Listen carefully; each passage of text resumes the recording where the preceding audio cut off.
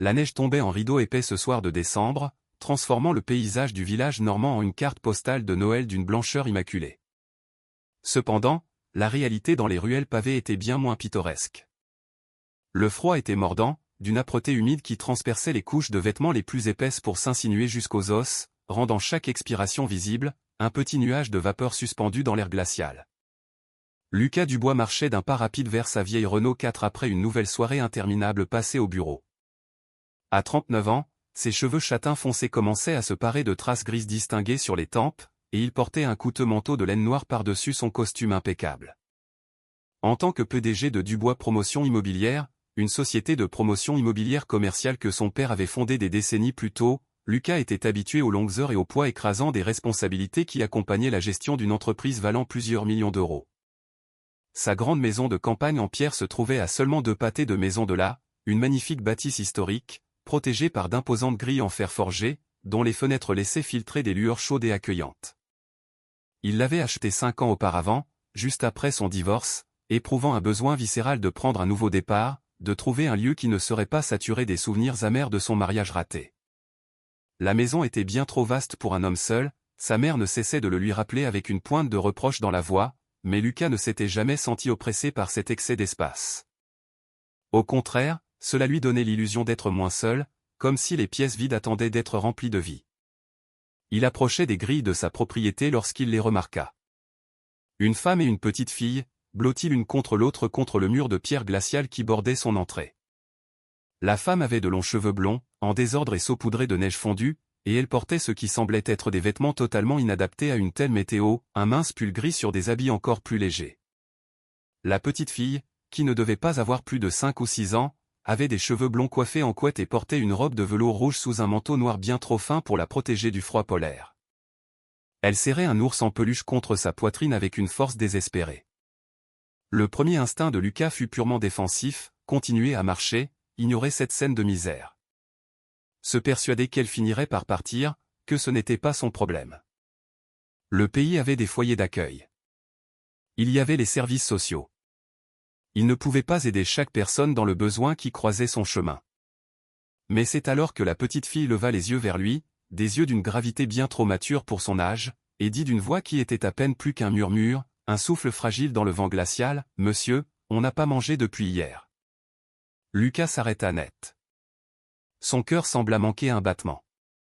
Il regarda l'enfant, son petit visage pâle et cireux, la façon dont elle frissonnait malgré ses efforts évidents pour paraître courageuse.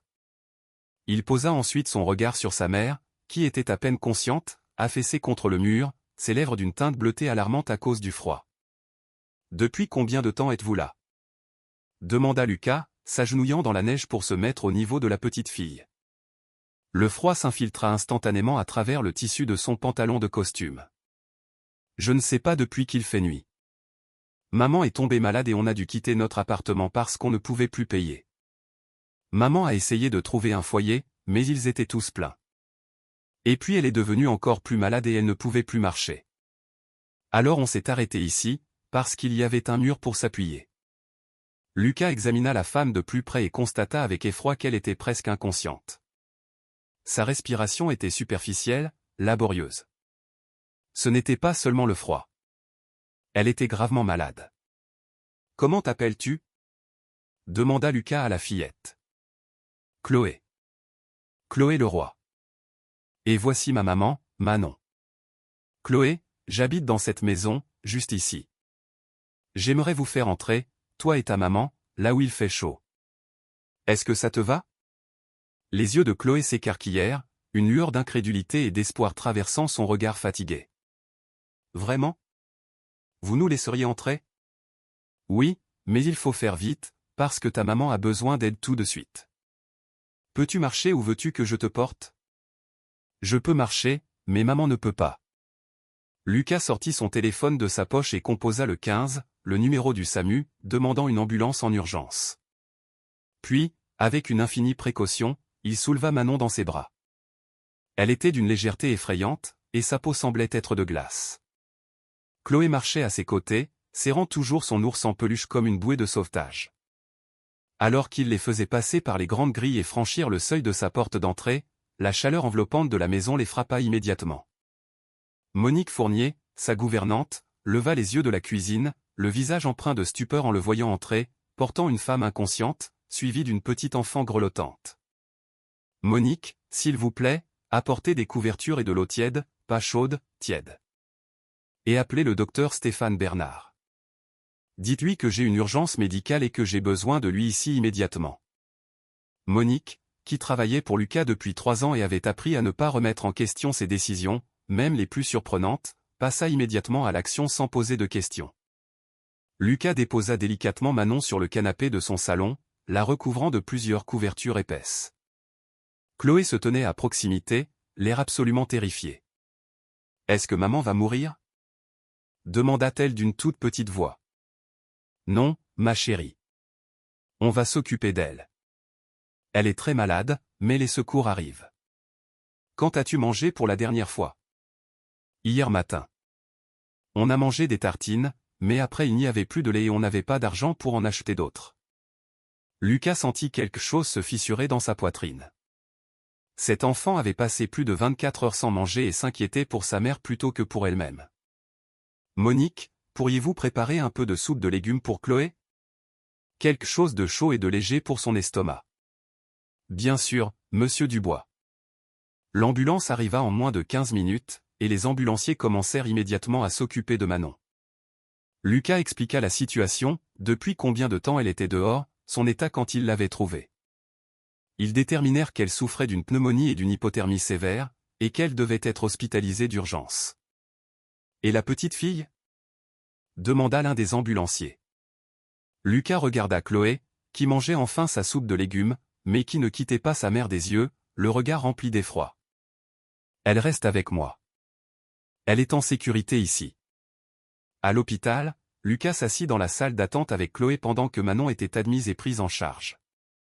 La petite fille s'était endormie contre lui, son ours en peluche toujours fermement agrippé dans ses bras. Lorsqu'une assistante sociale s'approcha, Lucas se sentit envahi d'un instinct protecteur qui le surprit lui-même. « Je garde l'enfant avec moi cette nuit », déclara-t-il fermement. Sa mère doit se rétablir, et Chloé a besoin de stabilité. Elle a déjà vécu assez de traumatismes. L'assistante sociale parut sceptique. « Monsieur, nous avons des protocoles. L'enfant devrait être placé en famille d'accueil temporaire ou chez des membres de sa famille pendant l'hospitalisation de sa mère. Y a-t-il de la famille ? Nous essayons de localiser des proches, mais il ne semble pas y en avoir dans la région. Alors elle reste avec moi. Je serai responsable d'elle. Vous pouvez faire toutes les vérifications d'antécédents que vous jugerez nécessaires. Je suis Lucas Dubois, PDG de Dubois Promotion Immobilière. Je suis propriétaire de la maison où elles séjourneront. Je ne suis pas un inconnu ramassé dans la rue. » Quelque chose dans son ton, une autorité calme mais inébranlable, dut la convaincre, car l'assistante sociale accepta la situation à titre temporaire, en attendant les vérifications et un entretien avec Manon desquels aurait repris connaissance. Lucas porta Chloé endormie jusqu'à sa Renault 4 et rentra chez lui à travers la neige qui continuait de tomber en silence. Monique avait préparé l'une des chambres d'amis, et Lucas borda Chloé dans le lit, s'assurant qu'elle était bien au chaud et en sécurité avant de s'autoriser enfin à réfléchir à ce qu'il venait de faire. Il venait d'accueillir une femme sans abri et son enfant. Il s'était engagé à prendre soin d'elle, à assumer la responsabilité de personnes qu'il ne connaissait absolument pas. C'était impulsif, probablement insensé, et complètement à l'opposé de son approche habituelle de la vie, toujours prudente et calculée. Mais quand il repensait à cette petite fille disant qu'elle n'avait pas mangé depuis la veille, à la façon dont elle l'avait regardé avec un espoir désespéré, il savait qu'il n'aurait pas pu faire autre chose. Le lendemain matin, Lucas se réveilla et trouva Chloé debout dans l'embrasure de la porte de sa chambre, l'air incertain. « Monsieur, est-ce que ma maman va bien ?» Lucas s'assit, passant une main dans ses cheveux. « Laisse-moi appeler l'hôpital pour prendre des nouvelles. »« As-tu faim ?»« Oui, monsieur. »« Tu n'es pas obligé de m'appeler monsieur.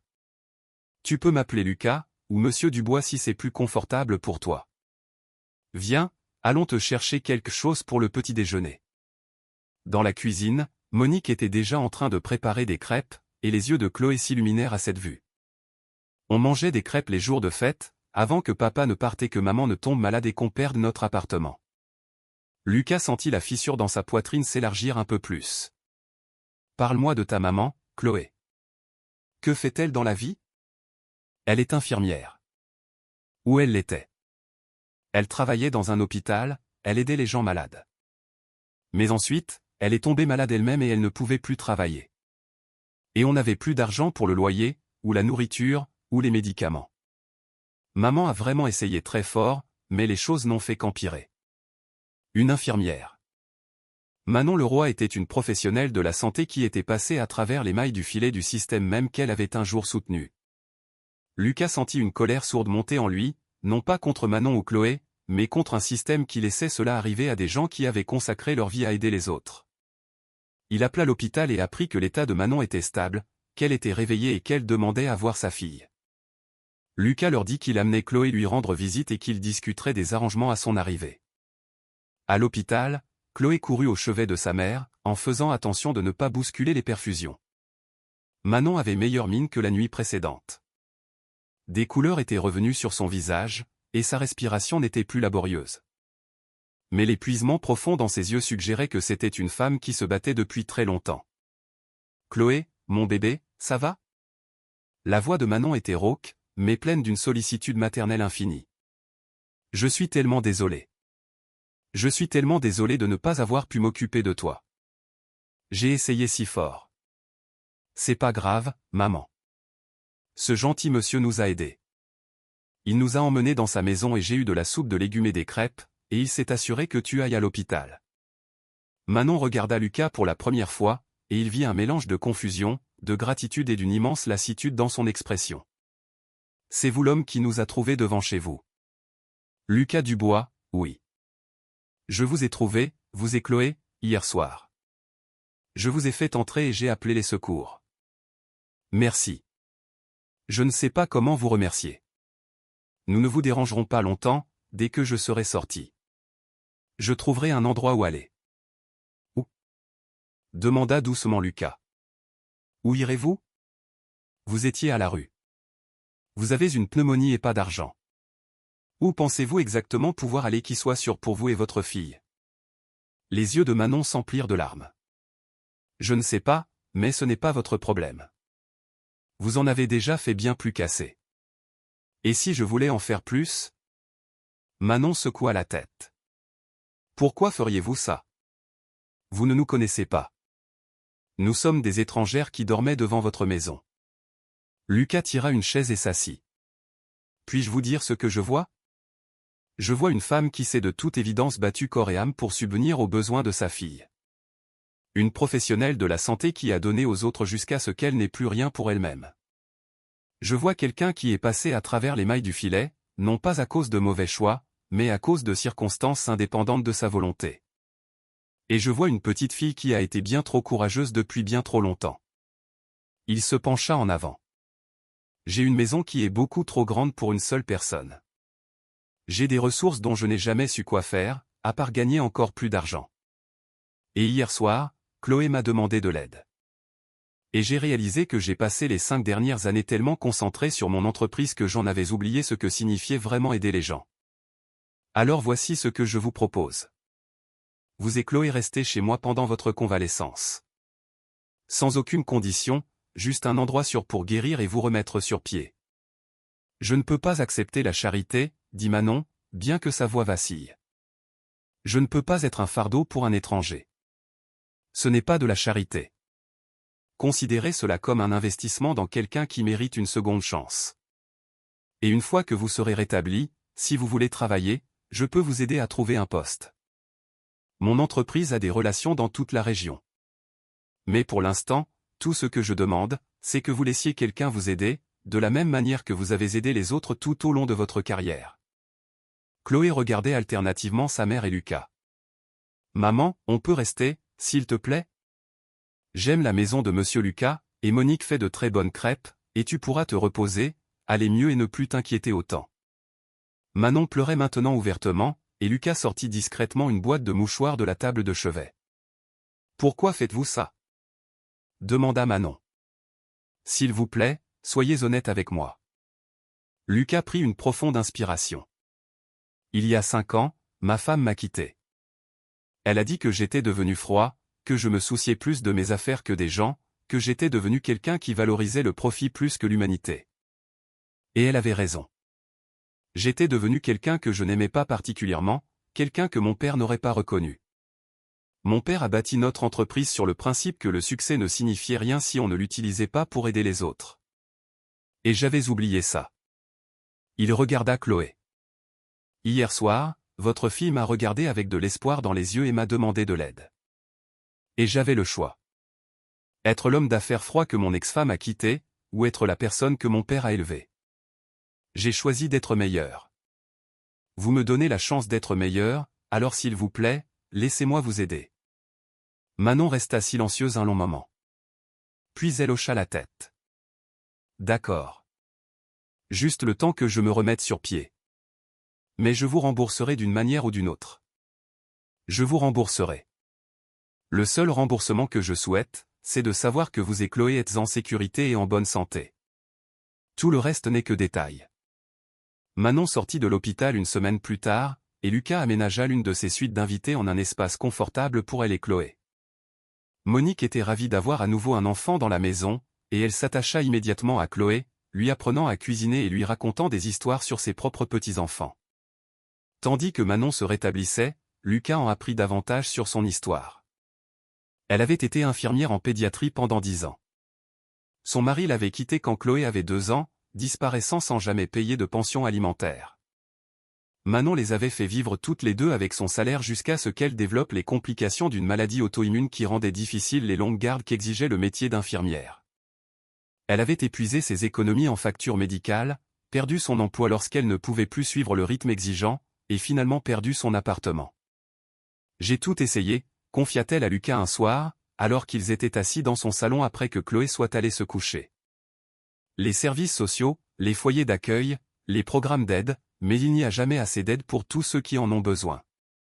J'ai demandé l'allocation aux adultes handicapés, mais le traitement du dossier prend des mois, et nous ne pouvions pas attendre des mois. J'étais désespéré et j'essayais de rester positive pour Chloé, mais j'échouais. Si vous ne nous aviez pas trouvés cette nuit-là, elle ne put finir sa phrase, mais Lucas comprit. Vous n'avez pas échoué, dit-il fermement. Vous avez survécu. Vous avez gardé votre fille en sécurité. Vous vous êtes battu aussi longtemps que vous le pouviez. Ce n'est pas un échec. C'est être incroyablement forte. Au cours des mois suivants, Manon retrouva la santé. Lucas l'a mis en contact avec des spécialistes qui l'aidèrent à gérer sa maladie auto-immune, et il organisa une rencontre avec le directeur des ressources humaines d'un hôpital réputé pour sa capacité à accommoder les employés ayant des problèmes de santé.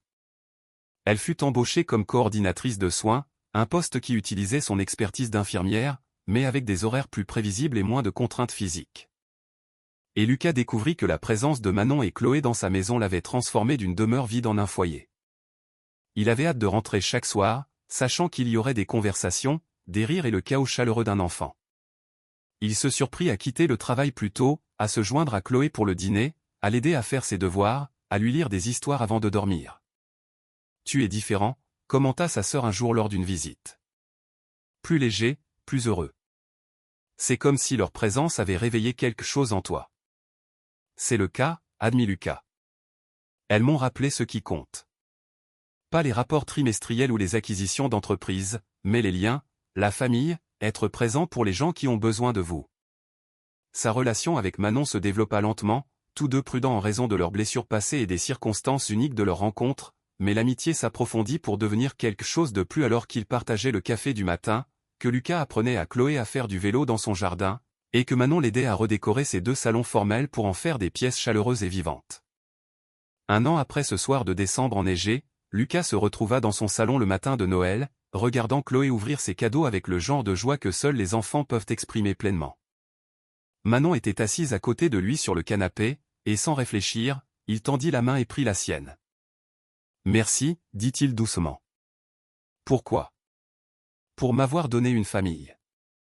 Pour m'avoir appris ce qui manquait à ma maison toutes ces années. Pour m'avoir montré que les meilleures choses de la vie ne sont ni planifiées ni calculées. Ce sont les choses qui vous trouvent quand vous êtes assez courageux pour ouvrir votre porte. » Manon sourit. « Je crois que c'est nous qui devrions te remercier. Tu nous as sauvé la vie, Lucas. Pas seulement cette nuit-là, mais chaque jour depuis. Tu nous as donné un foyer, de la dignité et de l'espoir. Tu nous as donné un avenir. Vous m'avez donné un but, répondit Lucas.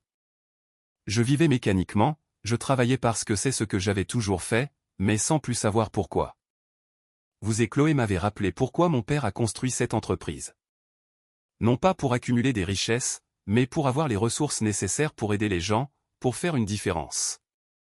Il avait créé une fondation dans les mois qui avaient suivi leur rencontre, axée sur la fourniture de logements d'urgence et de soutien aux professionnels de la santé en situation de crise. Il avait été choqué d'apprendre combien d'infirmières et d'autres professionnels de la santé étaient en difficulté. Combien étaient à une maladie ou un accident de se retrouver eux-mêmes à la rue. Papa serait fier, avait dit sa mère quand il lui avait parlé de la fondation. Il a toujours dit que le vrai succès se mesurait au nombre de personnes que l'on aidait, pas à la quantité d'argent que l'on gagnait. Je pense qu'il aimerait beaucoup Manon et Chloé. Je pense qu'il serait heureux que tu aies enfin trouvé ce qui te manquait. Cet après-midi-là, après que Chloé se fut épuisée à jouer avec ses nouveaux jouets et se fut endormie sur le canapé, Lucas et Manon se tenaient dans la cuisine, préparant le dîner ensemble. C'était une scène confortable et domestique. Et Lucas ne se souvenait pas s'être jamais senti aussi serein. « Je peux te poser une question ?» dit Manon en levant les yeux des légumes qu'elle était en train de couper. « Bien sûr. Pourquoi nous as-tu vraiment accueillis cette nuit-là? J'y pense depuis 1 an maintenant, et je ne comprends toujours pas complètement. La plupart des gens auraient appelé la police ou les services sociaux.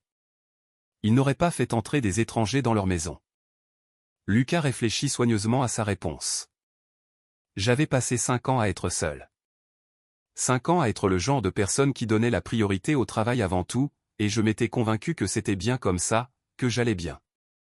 Mais quand Chloé m'a regardé et a dit « On n'a pas mangé depuis hier », quelque chose en moi s'est brisé. Ou peut-être s'est-il réveillé.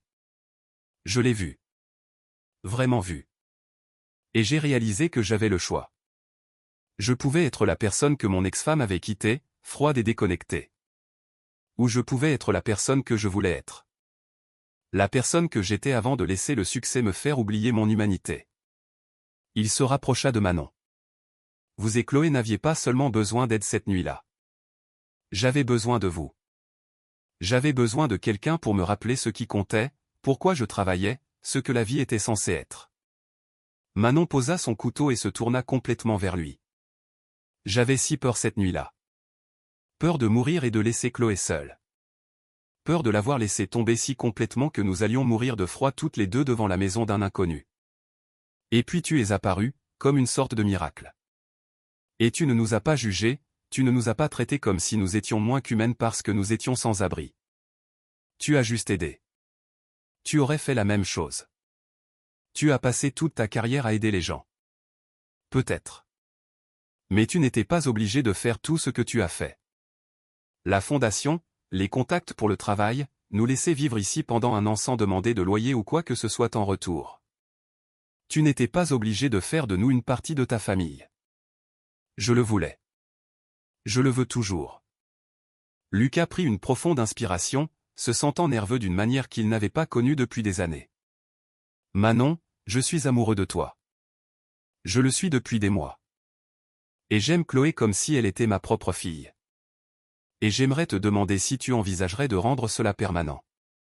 Si tu envisagerais de m'épouser. Non pas parce que tu es reconnaissante ou parce que tu as besoin de stabilité, mais parce que tu veux la même chose que moi, une famille, un partenariat, une vie ensemble. Les yeux de Manon s'emplirent de larmes, mais cette fois, c'étaient des larmes de joie. Lucas, tu es sûr? Je viens avec des complications. Des problèmes de santé, chut. Il posa doucement un doigt sur ses lèvres. Tu viens avec de la force, de la gentillesse et un cœur incroyable. Tu viens avec une fille merveilleuse.